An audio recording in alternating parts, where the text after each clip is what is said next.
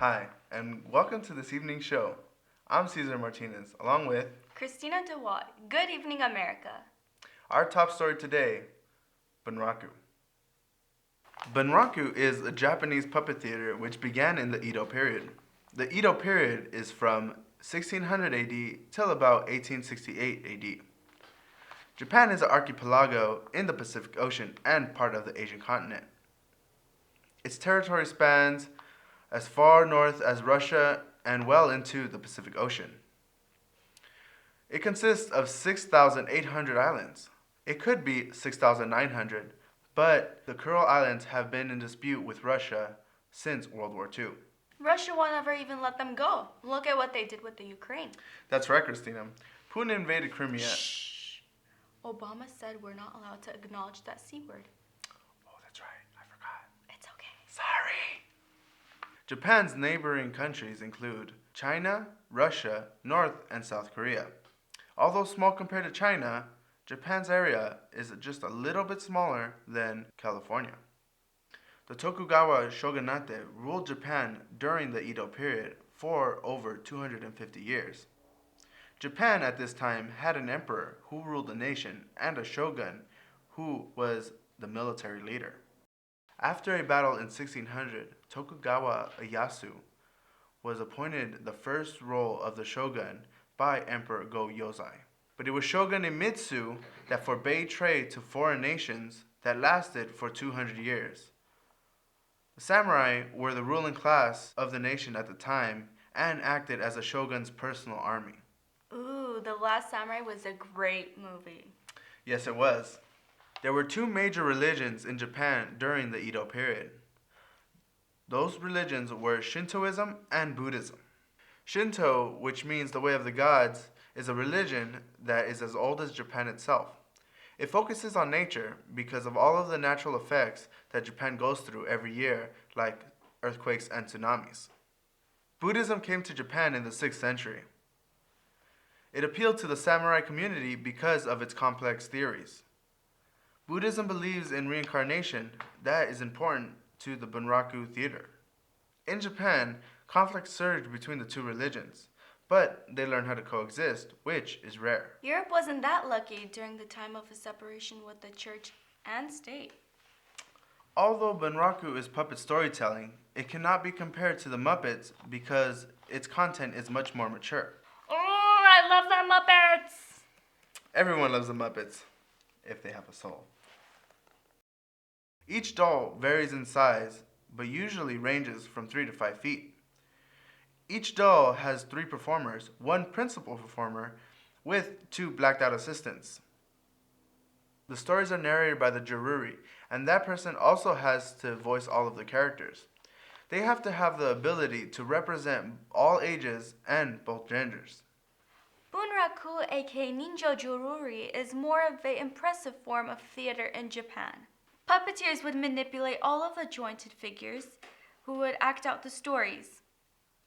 Unlike any other puppet around the world, Bunraku puppets requires 3 puppeteers to manipulate each doll.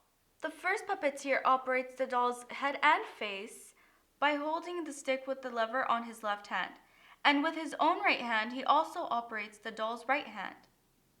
The second puppeteer uses his right hand to operate the doll's left hand. The third puppeteer uses both of his hands to operate the arms and legs. If all 3 of the puppeteers don't work together in harmony, it won't look realistic. So it's very important that they work in sync. The materials that are being used to create the Bunraku puppets are stones, fangs, and wood. The Bunraku puppets have movable facial features such as the eyebrows, the mouth, and the eyeballs that can roll around, and their hands can be made into fists. The head has a wooden neck piece that is normally placed into the body. The hips of the puppets were made of bamboo, as the shoulders were padded with gourd fiber. As you may not know, Bunraku puppets don't have strings attached to them. The heads and hands of the puppets are carved by specialists, as the body was constructed by the puppeteers. Now let's go to Victor, who's in the field in Pasadena.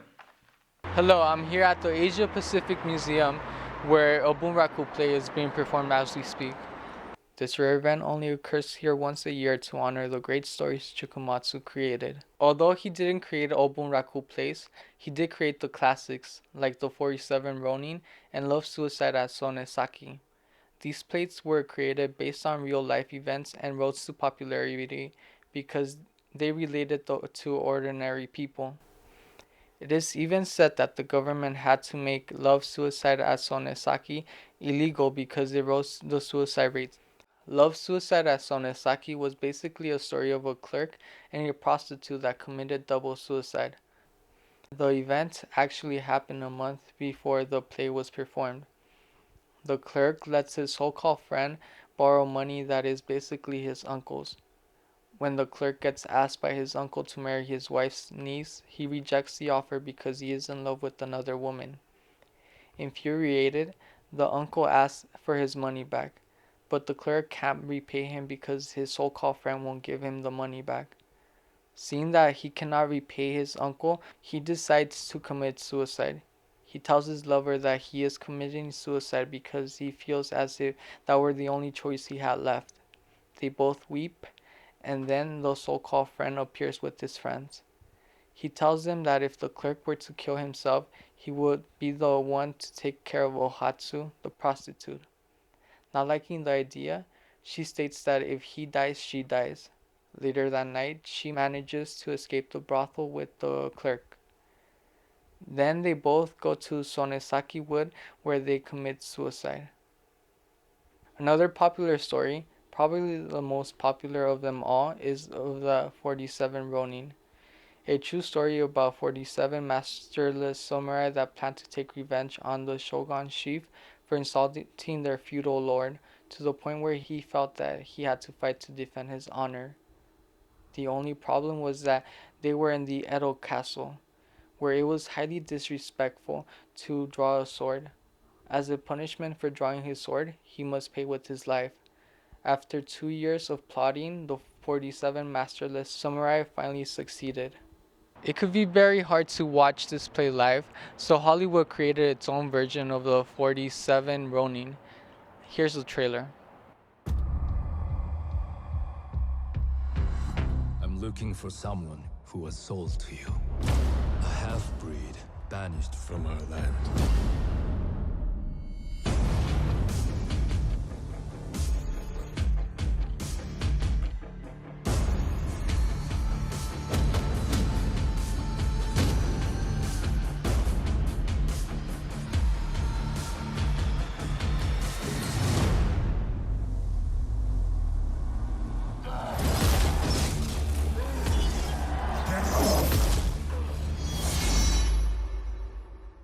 Why did you come for me?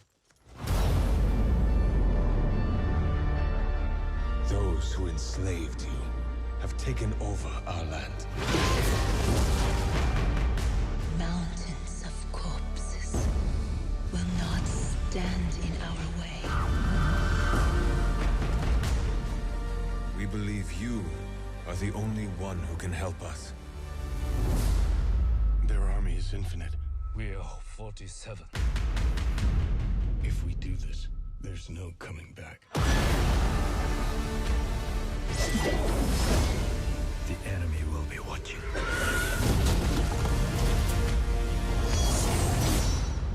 I know what you are. You have no idea. I'm not afraid of you. You should be.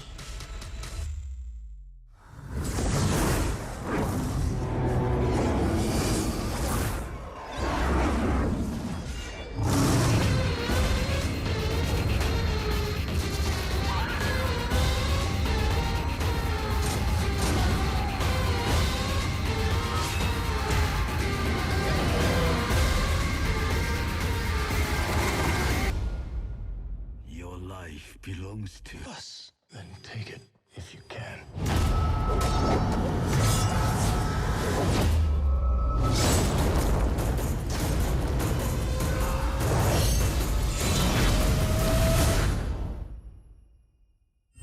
Come on.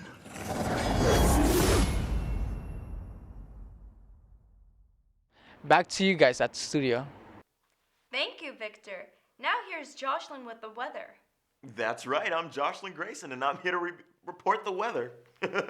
So, let's see. What is the weather going to be like in Los Angeles? Let me get my glasses. Oh, it says that it's going to be raining. Water falling from the sky. So, drive safe, don't wear weaves. Put your extensions in your hat or under your pillow and drive safe. So, okay, honestly, if you really want to know the weather, look outside. Okay, so I'm going to be talking to you about Bunraku puppeteers. All right, there's several methods to puppeteering. There's hanging puppets from a string like marionettes. There's shadow puppets, casting a little thing on the shadow. And then there's ventriloquism, putting the hand in the puppet. And no, Muppets, But in Bunraku Theater, the puppeteers appear openly. Now, the main puppeteer would train for about 22 years before he could become the star puppeteer. 2 of these years were spent in basic Bunraku puppeteer training. 10 years would be spent trying to learn the motion of the legs, and the next 10 years would be spent trying to manipulate the left arm to let it become more natural. The side puppeteers would be cloaked in full black, while the main puppeteer was uncovered, and the least talented puppeteer of the show would be assigned the duty of manipulating the legs. Now, the puppeteers were generally cloaked in black, but the star of the show, the main puppeteer in the middle, was left uncovered so that the audience could see him perform. Now, these star puppeteers were the ones who drew in the audience. The audience would go to see them perform, kind of in a way that we in Western society go to the movies to see our A-list celebrities perform, like Brad Pitt, Kristen Stewart. Well, maybe not Kristen Stewart, but you know what I mean. Though Bunraku puppeteers spent a lifetime manipulating the puppets, making them seem more lifelike, they spent no time on the voices. As Caesar mentioned earlier, the Jururi would take over in that category, doing all the voices and all the music. Well, that's it for me. Make sure you download your local weather app. And back to you, Christina and Caesar. We're getting special reports from Victor out in the field. He has a special guest. Yes, it's true. Here with me is the legendary Chikumatsu. Sir, what are your thoughts of today's age? Well, I'm shocked to see that suicide is still a craze. Kids, am I right? Actually, my father committed suicide when I was still a kid. Anyway, would you mind telling us a bit about your childhood and how you discovered your artistic passion? Of course. Boy, that was so many years ago. 1653 to be exact. I was born with the name Sujimori Nobumori, but you can go ahead and call me Chika because you butcher my name every time you say it. Sorry. It's cool, no one cares. Anyway, I was born into a samurai family, but my father became a ronin after abandoning his master and his samurai duties. So, we moved from the Ishijin province to Kyoto, where I served a noble family. This is where I acquired the taste for theater. Sounds pretty sweet. Yeah, my first play was pretty sweet. It's called The Soja Successors. I remember nothing about it, and there's probably nothing written about it on the internet. After that, I was mostly writing for the greatest kabuki performer at the time, Sakata Tojuro. Great guy, really talented, but a pain in the ass to work with. Honestly, you sound like a pain in the ass to work with too.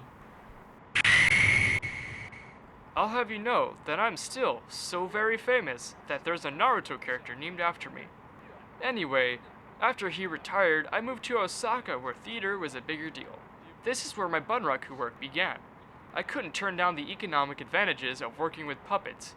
They don't need a salary, they don't get hungry, and they don't talk back like sassy news reporters.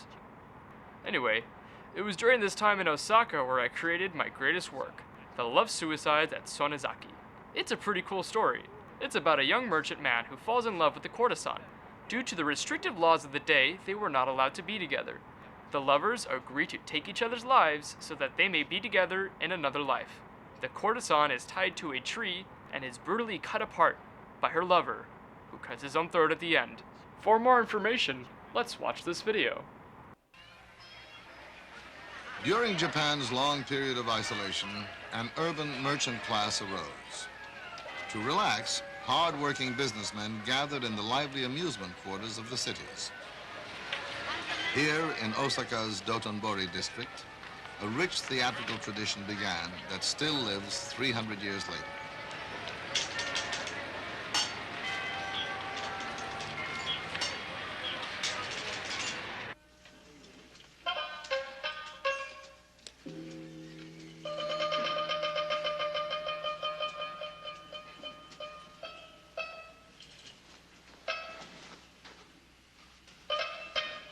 Bunraku is the most highly developed form of puppet drama in the world, and Tamao Yoshida is at present the only puppeteer designated a living treasure.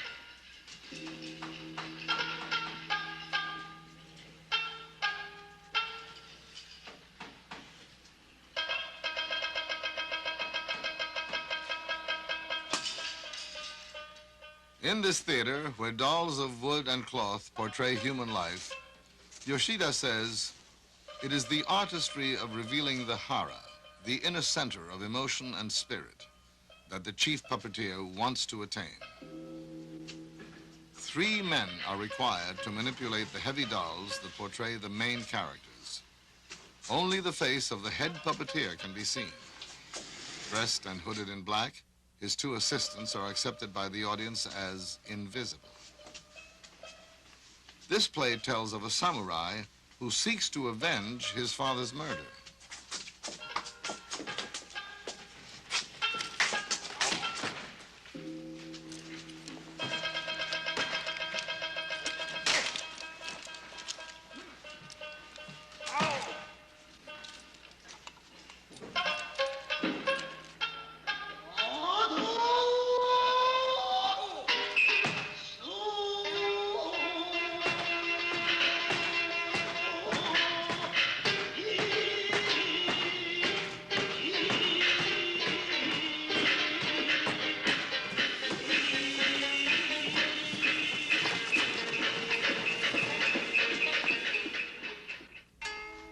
Today, the professional Bunraku troupe of Osaka alone survives. But in the early days of the Tokugawa shogunate, there were many. Companies were summoned by emperors and shoguns for performances and honors. As Shakespeare and Molière wrote for the actors of Europe, the leading playwrights of Japan wrote for the puppets of Bunraku. It is said that the puppets, having no personalities of their own, can attain a pure intensity no actor could match.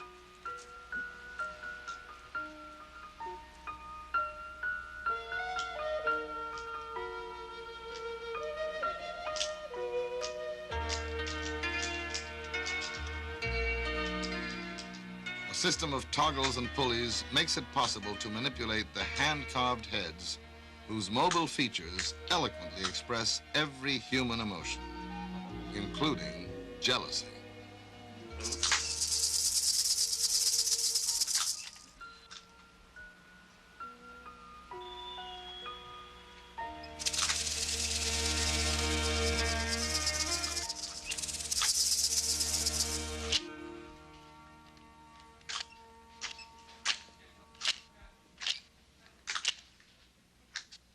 Tamao Yoshida entered the world of Bunraku at 14.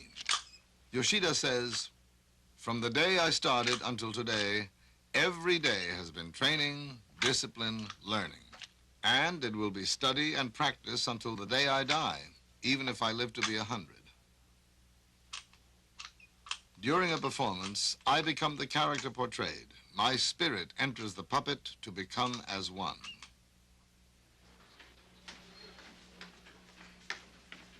Now 62, he has 3 apprentices.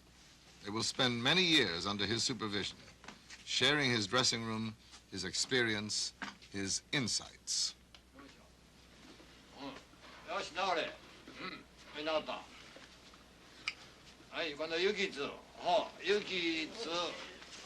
When Yoshida retires or dies, his second apprentice will take his name. Yoshida says, to surpass your master pays the debt of what he gave you.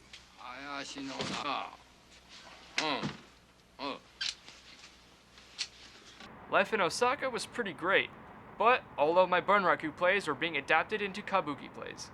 people began to flock towards those performances instead of my puppet ones. Well, that's all I can remember. For some reason, my memory fails me after 1725. Okay, that's all the time we have for you guys. Back to the studio. Thanks for tuning in. This has been Earthquake! Earthquake! That's not an earthquake. It's Godzilla!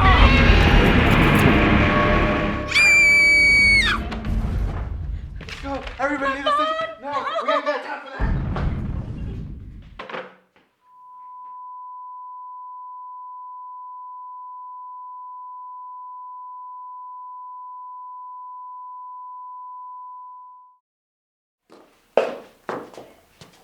Where'd everyone go?